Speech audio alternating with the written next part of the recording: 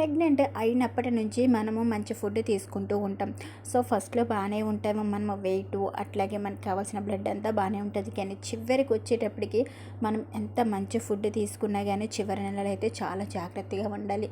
నిన్నైతే చెప్పాను కదా, మా ఫ్రెండ్‌ని అయితే 22కి అంటే మే 22కి జాయిన్ అవ్వమన్నారు సిజరీన్‌కి అని. సో ఆమెకైతే బ్లడ్ 8 గ్రామ్స్ ఉందంట. బ్లడ్ టెస్ట్‌లు అన్నీ చేసినాక తెలిసిందంట. ఇంకా బేబీ వెయిట్ వచ్చేసి గ్రోత్ స్కాన్‌లో 2.5 కేజీస్ ఉందంట. బేబీ వెయిట్ బాగానే ఉంది, కాకపోతే మీకు బ్లడ్ తక్కువ ఉంది. సో దానివల్ల మరి తర్వాత బ్లడ్ ఎక్కిస్తారో ఏమో అని భయపడుతూ ఉంటుంది. ఫస్ట్‌లో మనము ఎంత తిన్నా తినకపోయినా బ్లడ్ అన్నీ బాగానే ఉంటాయి. కానీ చివరికి వచ్చేటప్పటికి మనం ఎంత మంచి ఫుడ్ తిన్నా కానీ బ్లడ్ అనేది డౌన్ అయిపోతూ ఉంటుంది.